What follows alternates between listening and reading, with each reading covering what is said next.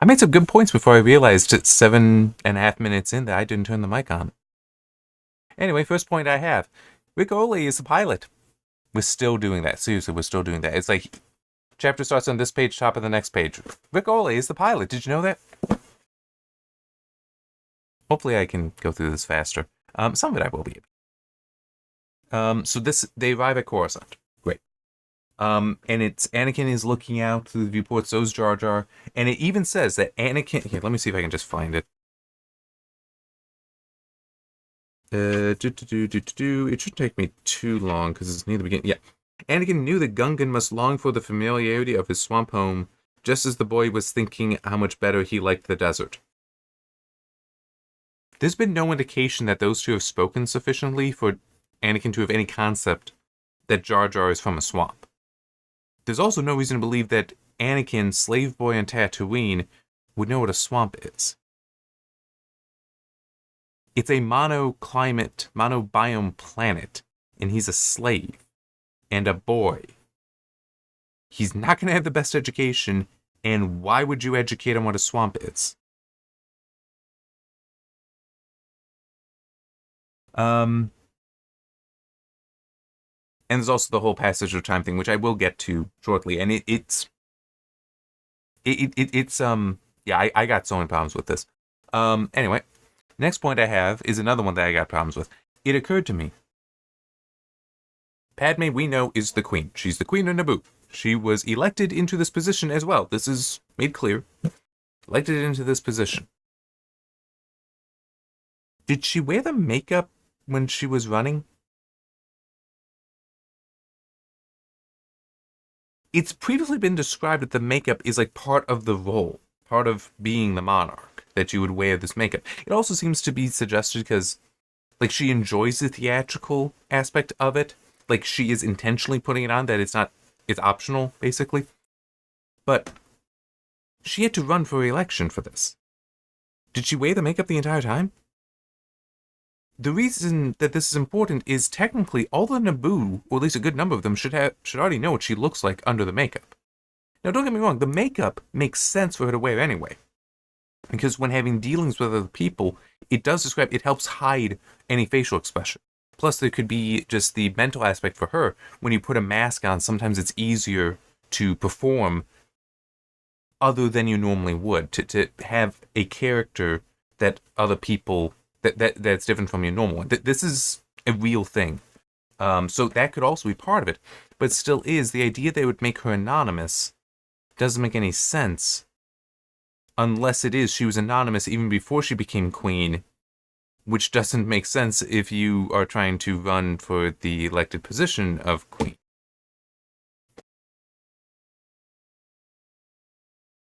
Flimsy and fragile. I mean, the suspension of disbelief. But that's more the whole, I'm Clark Kent. Now I'm Superman. That's more suspension of disbelief. Where it's just somehow the two characters seem so radically different that even though we always see it as just glasses on and off, somebody who would interact with both the characters are so wildly different that you wouldn't be able to tell that they are the same person. That's suspension of disbelief. This is not. This would be like, Clark is going around like this all the time, and Superman, occasionally puts on glasses, and still no one figures out. It's like, dude, he looks the same. How is no one realizing that? That's not suspension of disbelief. That's you think your readers are stupid. I feel like this is kind of touching on that as well. I'm not saying that they think the readers are stupid. I'm not saying that here. I'm just saying that it is that level of stupidity that it doesn't make sense. It doesn't rise to the level of, suspension of disbelief takes care of it. No. Because suspend your disbelief that that's a well-written book. That's not how things work. All right. I did that one much shorter than the previous one. I kept going on that one. Okay. I'm going to flip the next two. Because we have Qui-Gon and Obi-Wan going to the Jedi Temple, and there's an aspect of the description of the Jedi Temple that I do think is problematic for who and what the Jedi are. I'll get to that, though, because that's probably going to take me on a rant. And the point after is the the one that I want to do now is one that I was also going off before. Let's see if I can find it. Yeah. The seats of the 12 council members formed a circle facing inward to where Qui-Gon and Obi-Wan stood, the former relating the events of the past few weeks. No, it's not. It has not been the past few weeks. I actually counted it off. There's like 3 or 4 days that have passed since the start of the book. Well, since Qui-Gon and Obi-Wan arrived at the Trade Federation. Okay? Because that day is also the day that the invasion of Naboo started. And the invasion got to Theed shortly before they did. Which means that, because it's not like night passed, and then they got to the Queen. No, the Queen was was captured and being transported out that same day that Theed was captured. And it's like, this is all... It might have been a long day, per se, but it is still a day that they got there. Which means a day that they broke through the blockade. Okay, one day. They then had to travel to Tatooine, which I'm just going to say is day 2 because, just rounding it up. But it is described that Tatooine and Naboo are near each other, plus they didn't have the hyperdrive, so they must be near each other, that they can reach that at sublight speeds. Okay. They arrived on Tatooine during the day. Well, yeah, basically during the day. Because they go out during daylight still. I'm just going to count that as all one day for now. They go out, have their dealings with Watto, meet Anakin, all that, and come back.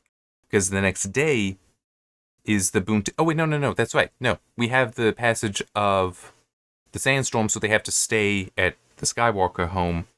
With the next day being the Boonta Eve race. At which point... And by the way, there is an event that occurs here. I'll get to that in a moment.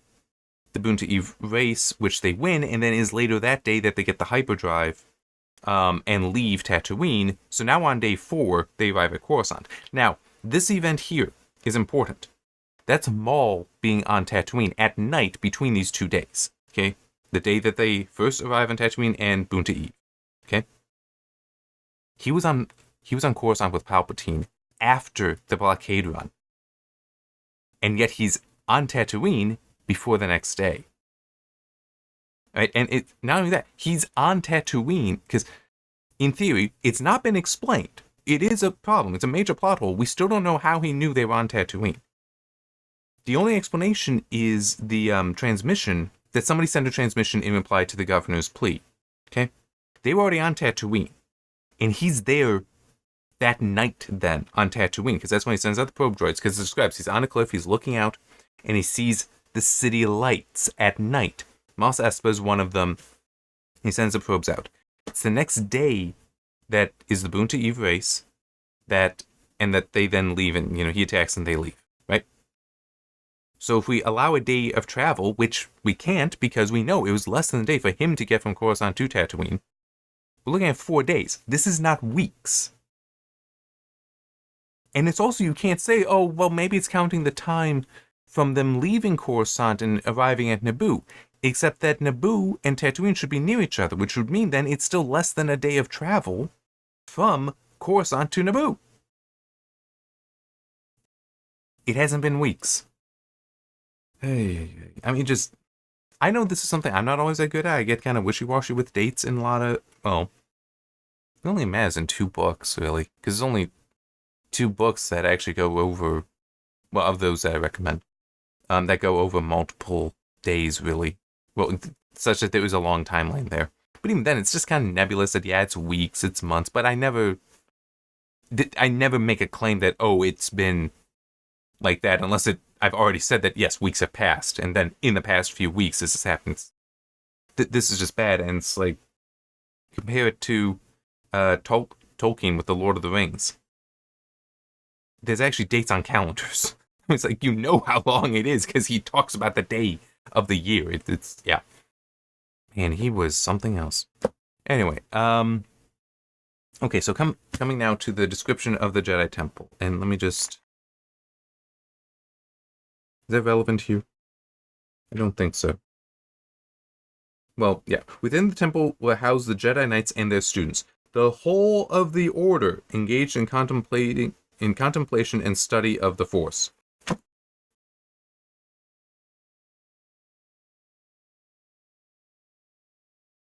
Bottom of one page. Middle of the next page. The shape of the room and the council's seating reflected the Jedi belief in the equality of and interconnection between all things. Except that we actually concentrate everyone on the most urban planet in existence. It is a single city. We have everyone there. In fact, it's not even fully connected to the rest of the city. Unlike other buildings in the vast sprawl of Coruscant, the Jedi Temple stood alone. They're disconnected from everything. So it right there between, I mean, it's not even a full page after we get the description of where it is that tries to claim that they have any care about interconnection. And say, no, they're absolutely disconnected from everything, which helps support the idea that they are corrupt. Not in, well, fallen. That kind of corruption, not corrupt like Palpatine trying to manipulate things. But that, and they're hypocrites as well. That they say that, yes, this matters, but they don't go out. They unless it's on a mission, but they don't just live out there. And it is also, in some ways, a betrayal of the concept of the Jedi. As it even points out here, they believe in the equality of an interconnection between all things. Clearly, that's not true, because it's like they cannot truly believe that, is my point, because the Jedi Temple is a strong example of they disregard that. But it will also add just one thing. It does say that the whole of the Order is there in this temple, which would mean then that anytime in the media, in the other media where technically he describes the other temples, would seemingly be incorrect, unless it is just a retcon of this, which it is possible Lucas decided, yeah, I'm going to retcon that. But it still is, I think that this makes sense to take as the truth, because it does show their complacency when they should not be, and their hypocrisy that they believe in this connection but do not seek any connection. And that kind of gets me to the... Yep, okay. The next point I have, and this is the one that I mentioned in the previous video, that when seeing something talking about the Acolyte, or, seeing people talk about the Acolyte, and they used a clip from The Phantom Menace that is also in the book. Impossible, Ki-Adi-Mundi snapped irritably, not bothering to hide his dismay at the suggestion. The Sith have been gone for millennia. And this actually makes it a little bit clearer here. Not bothering to hide his dismay at the suggestion. Qui-Gon saying that he believes that Maul is a Sith Lord is actually very significant when you think about it. The Jedi Order, and Ki-Adi-Mundi in particular here, believes that the Sith are dead, that the Sith are gone. If that is wrong, then they are failures. That's what it means, that they are failures, because the Jedi are supposed to have defeated the Sith, and are also supposed to be the guardians of the galaxy, not Marvels, but, they're supposed to be guardians, such that they would be seeking and destroying the Sith, preventing them from corrupting the world. They're supposed to be doing all that. But it's like, oh, there was Sith. There hasn't been one for 1,000 years. Well, I mean, we know that's true, but it's like he is literally being told, you're wrong. That is what has just happened here. And he wants to reject that, which is natural, but it is also, I was like, Yoda's response is much better. Threatened the Republic is if the Sith are involved. That's a much better response, where he's not agreeing that the Sith are there, but at least he's like, this is a problem, then we need to figure this out. But it does further go to show that there is kind of this concern that they're wrong. As in, like, well, I can't be wrong, kind of thing. And it's like, dude, you kind of are. And it is, he's on the council even, so he's not only a Jedi Master, but he's one of significance. But he's, like, no, this can't be true. This can't be true. And it kind of goes a little further as well. Something else. I thought it was closer to this comment of his, but, the whole, let me get rid of that other bookmark.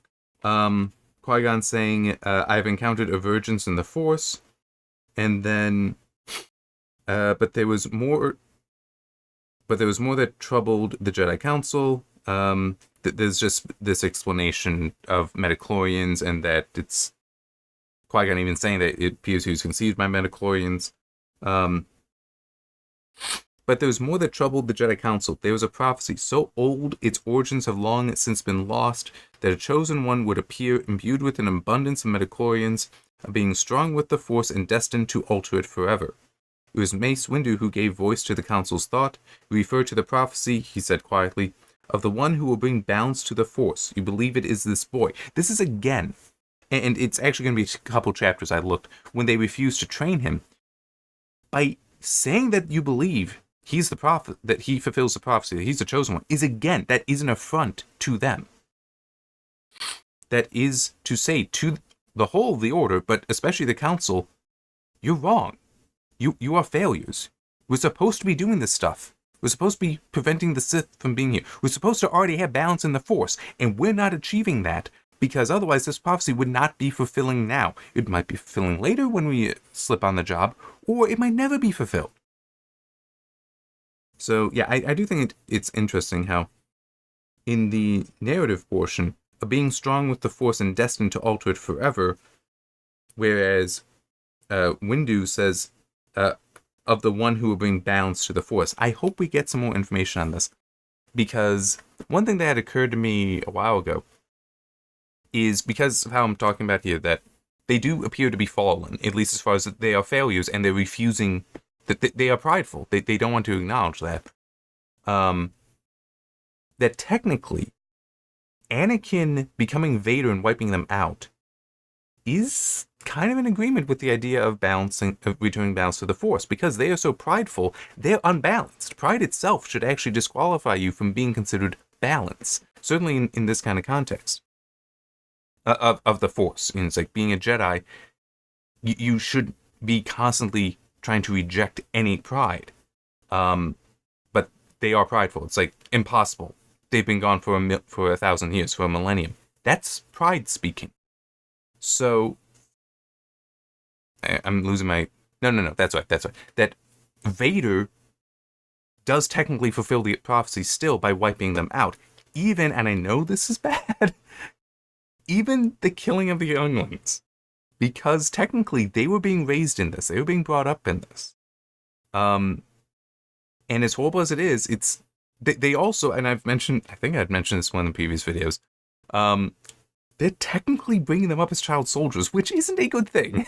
This is a bad thing. So him wiping all of it out kinda is I'm rooting out all the corruption. Which, I'm rooting out all the pride, all the misteachings. It is kind of in agreement with the idea of bringing balance to the Force, restoring balance to the Force. Now, yes, he then does serve with Palpatine on the Sith side, but ultimately, he is the one who also kills Palpatine. So, he is the one that is bringing about like an external balance to the Force, as in removing both sides that are corrupt, and a perversion of the Force, even, or at least the concept of the Force, which should inherently be balanced, be harmony itself, because it's like life itself. It is supposed to be balanced. And that Luke, I do think you can describe as an actual fulfillment of the prophecy. Like, Vader, Anakin is fulfilling the prophecy. Luke is the fulfillment, because in the book of Return of the Jedi, it's much clearer. He feels those temptations, including towards pride, and rejects them. So he's not... He also accepts them. It's like he doesn't deny that they are part of him. He rejects going down that path, though. And it's like, that is actual balance. That's where you are actually getting the whole... I know the good and the evil here, and I'm rejecting the evil to do the good. And choosing to do the good as well. Not just, there's rejection of evil itself is good, but that's passive. You also need to do active good stuff. So it is like, Luke is the actual fulfillment of, like, the full-on fulfillment of the prophecy. But if you start to see that the Jedi are not real, are not... The Jedi are seen as the good guys because they're the Jedi. That's wrong. That is unbalanced. The Jedi should be the good guys because they do the good things.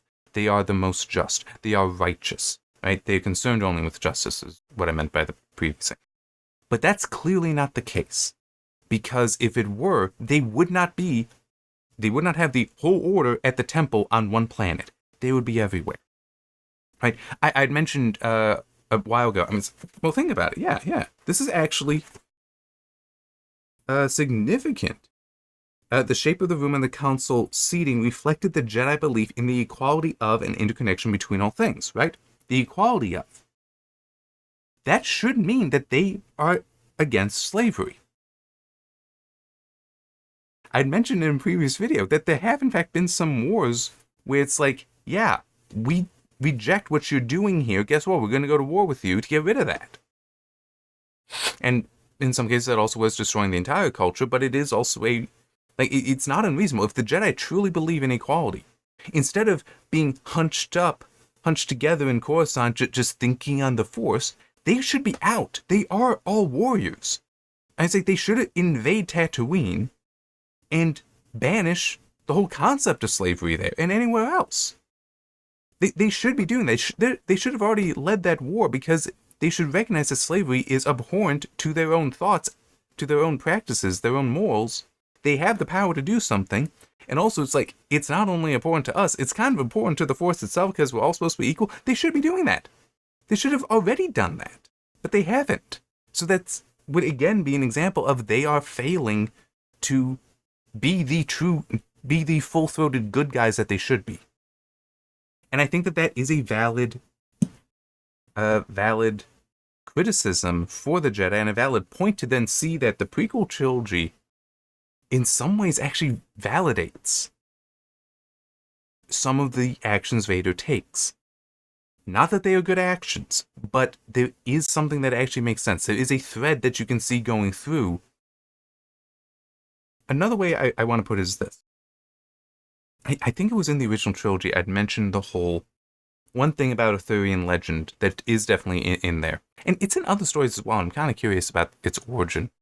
The idea that you will have a father who fails, and then but he has a son then who succeeds.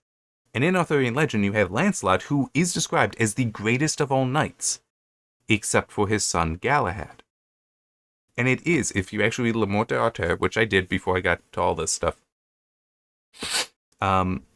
literally was what I read right before starting the original trilogy novelizations. It even says, concerning the quest for the Holy Grail, the reason why Lancelot doesn't get to go on the quest and doesn't succeed is because he is not a righteous man. He has committed various sins in his life. Galahad is pure, though. So that's why Lancelot couldn't. And why Galahad is the greater knight. Lancelot was the greatest knight. If not for certain actions he had done, he would have gone on to find the Grail himself. If not for some of the stuff Anakin had done, he would have been Luke, essentially. I think there are other things as well, but that'll be more relevant in the other books, in the other stories. As in Attack of the Clones and Revenge of the Sith, those stories. That I think does show that he was kind of, for various reasons, destined to fail without a lot of inner control and such. But that potentially he was supposed to be the one that would still cast down the Jedi because, you're kind of all corrupt, and defeat Palpatine, and not need Luke. Not need Luke to do it, but that because he did fall, Luke had to take it over. And Luke is the greater of the two then. So, yeah, I do think that is kind of there.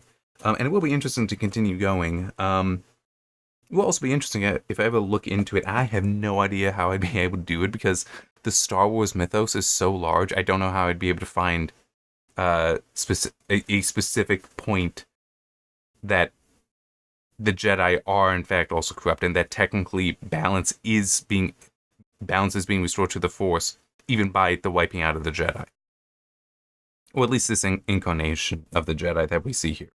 So, yeah, gonna be fun though, and it will be very interesting to see when we get to Attack of the Clones and Revenge of the Sith, how Anakin's development is there because I as I said, I have certain thoughts. I mean, it kind of goes back to the whole child soldier stuff, which is how they raise people, including how they will raise Anakin, is faulty and kind of set him up to be incapable of managing himself, incapable of finding the inner balance because he is not allowed to do certain things, so he becomes frustrated, and he's also not even allowed to admit the frustration itself. So it's yeah, but we'll see. There'll definitely be some of that in Attack of the Clones, and probably a lot more of it in Revenge of the Sith. We shall see what is actually written there when we get to that. All right, that should cover it. And we'll also see when we get to Revenge of the Sith if the slaughtering of the younglings is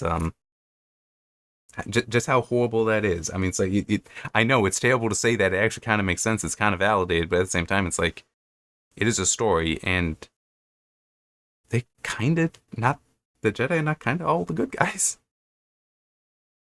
All right, see you next time.